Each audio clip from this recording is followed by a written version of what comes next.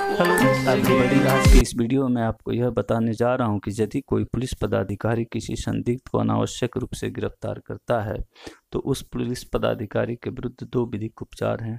पहला, विभागीय कार्रवाई। दूसरा, न्यायालय की अवमानना के लिए कार्रवाई। ये दो विधिक उपचार माननीय उच्चतम न्यायालय द्वारा अरनेस्ट कुमार बनाम स्टेट ऑफ बिहार में इस उद्देश्य से दिया गया था ताकि पुलिस अनावश्यक रूप से किसी व्यक्ति को गिरफ्तार ना करे।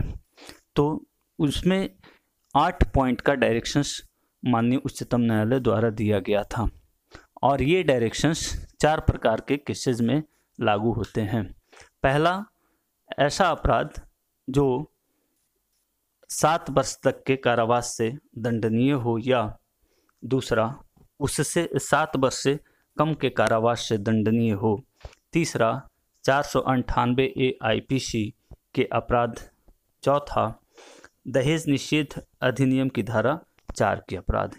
इन चारों केसेस में माननीय उच्चतम न्यायालय द्वारा अरनेस्ट कुमार बनाम स्टेट ऑफ बिहार में दिए गए दिशा निर्देश लागू होंगे। अब देखते हैं कि वह दिशा निर्देश क्या हैं। पहला, कि सभी राज्य सरकारें अपने पुलिस पदाधिकारियों को यह निर्देशित करें कि वह 498 आईपीसी के तहत दर्ज केसेस में ऑटोमेटिकली गिरफ्तारी न करें, बल्कि यह सुनिश्चित कर लें, इससे संतुष्ट हो लें कि गिरफ्तारी आवश्यक है और यह गिरफ्तारी सेक्शन 41 सीआरपीसी के तहत दिए गए पैरामीटर्स के तहत गिरफ्तारी की आवश्यकता है, इस पर सुनिश्चित होने के बाद ही गिरफ्तार करें।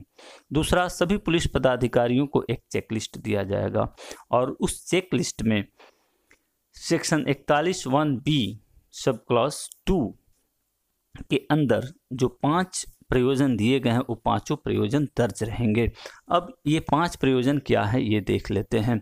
तो उनके अनुसार अभियुक्त को इसलिए गिरफ्तार करना आवश्यक है कि वह कोई और अपराध न कर दे।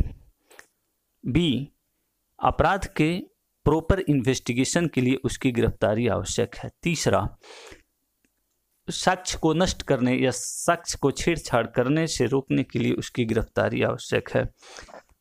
चौथा, वह किसी व्यक्ति को इंड्यूसमेंट, प्रॉमिस या थ्रेट देकर पुलिस के समक्ष या न्यायालय के समक्ष तथ्यों का डिस्क्लोजर करने से रोकने के लिए धमकी न दे। पांचवा, उसकी गिरफ्तारी इसलिए भी आवश्यक है कि यदि उसकी गिरफ्तारी न हो तो न्यायालय में अपेक्षित समय पर उसे पेश नहीं किया जा सकता है। इन प्रयोजन को ध्यान में रखते हुए ये पांचों प्रयोजन उस चेकलिस्ट में दर्ज होंगे। तीसरा पॉइंट यह है कि पुलिस ऑफिसर उस चेकलिस्ट को ड्यूली फिल्ड करेगा तथा उसको मजिस्ट्रेट के समक्ष पेश करेगा तथा इसके साथ ही वो कारण और मटेरियल्स भी मजिस्ट्रेट के समक्ष पेश करेगा जिन कारणों और मटेरियल्स के वजह से ये गिरफ्तारी आवश्यक हो जाती है, और यह पेश तब करेगा जब अभियुक्त को फर्दर डिटेंशन के लिए मजिस्ट्रेट के समक्ष चालान करेगा।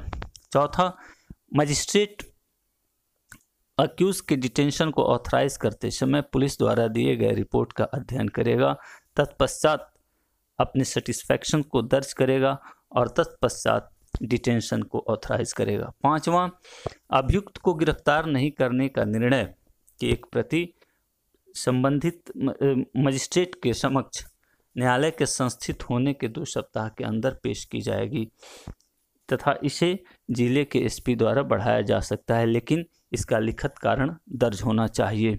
छठवां, अभियुक्त के ऊपर अपीयरेंस की नोटिस अंदर दफ़ा 41 से सीआरपीसी के तहत तामील होनी चाहिए। केस संस्थित होने के 2 सप्ताह के अंदर जिले के एसपी द्वारा इसे बढ़ाया जा सकता है। यदि ये उपरोक्त दिए गए डायरेक्शंस का अनुपालन नहीं होता है तो संबंधित पुलिस पदाधिकारी विभागीय कार्रवाई के लिए दायी होगा तथा इसके अलावे